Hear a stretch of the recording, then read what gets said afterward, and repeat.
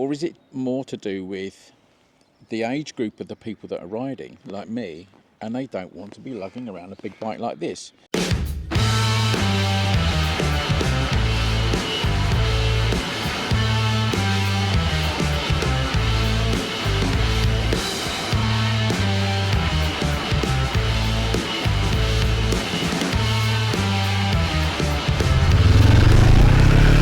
Right, hello everybody. So we've got a double-barreled episode today. So we're doing a Milo coffee stop, and we're also going to have a chat about bikes like this that I'm riding today, my Bonneville, my T214, and are they, you know, seeing a decline slightly? Are they not quite flavour of the month anymore? But before we do that, let's have a word from our sponsor. And we'll tell you about the cafe we're going to. See you in a sec. You know, it's Milo. He's coming. Hi, it's Milo again. And being an actor, sometimes you have to blend in. Sometimes disappear altogether like this. Look, no see me. But that's cool. But today you're just going on a coffee stop at the Old Mill in Wisborough Green. So have a lovely time. I love you all. Right, thanks for that, Milo. Always a pleasure. Right, so we are heading to the Old Mill at Wisborough Green, and very nice little place, run by an Italian chap, I think, or Italian family, and they do some lovely Italian sort of, you know, little pastry thingamajigs. You know, is it? I want to say cannolis. Is that right? They do lovely lemon cannolis. So maybe I'll have one of them with my coffee. But yeah, it's a cracking little stop. And they got some nice parking. So it used to be gravel, but now the parking's a little bit better. It's sort of like a proper. I like parking on gravel, but it's just a little bit iffy, isn't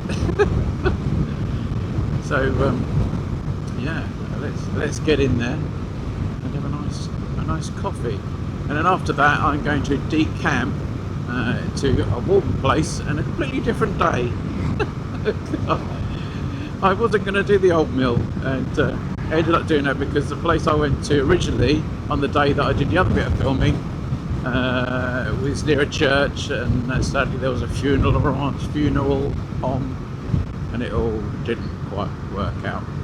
So I redid this bit, and I put Wisborough Green. You'll get the relive view of this. So again, I did it from Whiteways, the biker cafe, and you'll see where we were from there. Right, I'll see you when we pull up.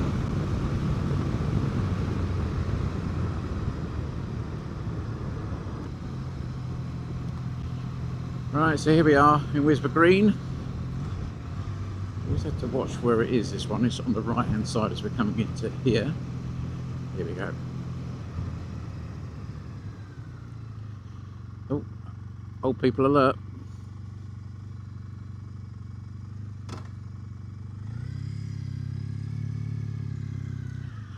Here we go. Lovely. The Old Mill Cafe, Wisborough Green.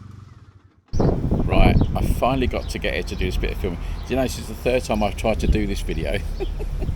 That bit of film you saw me riding up in isn't this bit. This is another completely different day. So I've done this on 3 days, this video, for you guys. Because when I turned up, it was shut. So I've had to come back. But I've come back to have my cannolis at the lovely Old Mill in Wisborough Green. So hopefully you've seen a little bit of film inside. But it's a great place. It's really nice here. And they do these lovely cannolis. Lemon ones. Got to have lemon with coffee, haven't you? Because it's a great combination. Yeah. Excellent. Right. I'll show you the inside of my mouth. Right. We will now cut to a completely different place on a very sunny day in Sussex, wherever that was. And we'll talk about the bigger classics. And are we seeing an end to those, or do we think there'll be a change in trends and how people buy their bikes in that sort of line? Right, let's decamp. See you in a sec. Right, we've decamped. So I found a little spot. Hopefully it's not going to be too noisy. And some of you might have noticed I've actually found my other microphone that I thought I lost, and then bought another one to replace it. When I got the Bonneville out yesterday, it was hidden under some sheeting, but never mind. That's life. I've got a spare now, haven't I? And it still works. I didn't tread on it, so that was good. But I thought I'd address this thing here about the bigger modern classics now, and has the time of these sort of bikes gone a little bit now? Because are we following the same pattern as we've done with the bigger adventure bikes? Because we seem to have moved to smaller adventure bikes now, isn't it? And when you look at what we've done with the modern classics, and we like a bit of retro, don't we? I'm hoping this bit of road's not going to be too noisy. In that we look at how popular the Classic 350 was, the Enfield Classic 350, and then you look at things like the Hunter, and now we've got the GB350. Hopefully, and maybe, we'll see more companies coming into that. But who can we see doing that? I mean, Kawasaki could do it, didn't they, really? They could. They had that W650 and W800, which I think are really pretty bikes, and they've got the classic-looking engine. But could they bring that down to a smaller capacity? Wouldn't that be great if they made that into like a 500 or 450 twin? Because I think the market would really like a small capacity twin. Why are we going down the smaller route? What's driving that? Because I see two main factors. Obviously, cost. Because you think of the cost of one of these bikes now. Now, this is an earlier one. This is a 2015, so this is the last of the air oil-cooled Bonnevilles, and we went to water-cooled. And obviously, they started to get quite expensive, didn't they? You're looking at, I don't know, minimum 10 now, aren't you, for a T100? I think maybe more than that. Are we talking about 11 now? So, there's an expenditure. When you look at a Hunter or a Classic 350, you're in the sort of 4 or 5 grand mark, aren't you, really? And remembering looking at some of those pre-registered bikes, which were dirt cheap, aren't they? Or is it more to do with the age group of the people that are riding, like me, and they don't want to be lugging around a big bike like this? When you get on a Hunter, there's a certain amount of relief that it's not going to fall over. Getting on this, I don't know how little I rode this last year. But I've had to charge the battery again. I didn't ride it at all through the winter, really. I think I had one day out on it. And boy, you can feel the weight. When I'm going around the corners here, around the bends, I know it's got a different rake angle and it's a bit slower around the bends, but blimey, you got to sort of plan for a corner with this.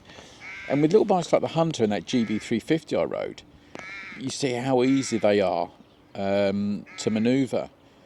And there's no worry when you get off.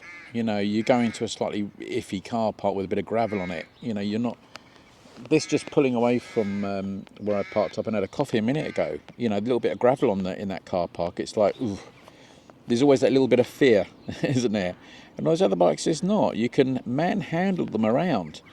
I can remember when we were in India, and Karen will attest to this, going down this little sort of dead-end track that went down to a beach, and literally almost picking the damn thing up and turning it around because it was just easy to do so. So, yeah, I think weight is playing a major part in the way that people are buying bikes now. So will we see an end to that market? There'll always be people that want these bikes. I mean, they're beautiful at the end of the day. To me, they're like works of art, really. Hence why people put them in their houses. But the price of fuel, the price of insurance, whatever seems to be going up, the tax. You've only got to stick another whopping great tax penalty on bikes like this, and it'll see the end of them, won't it? We know that the government are not really kind to motorbikes and anything in general, really. It seems the older it is, the more you keep something running, the less viable it becomes because they tax you more on it. But we shall see. I'll keep this one going. Every time I get back on it, I think, I won't get rid of this.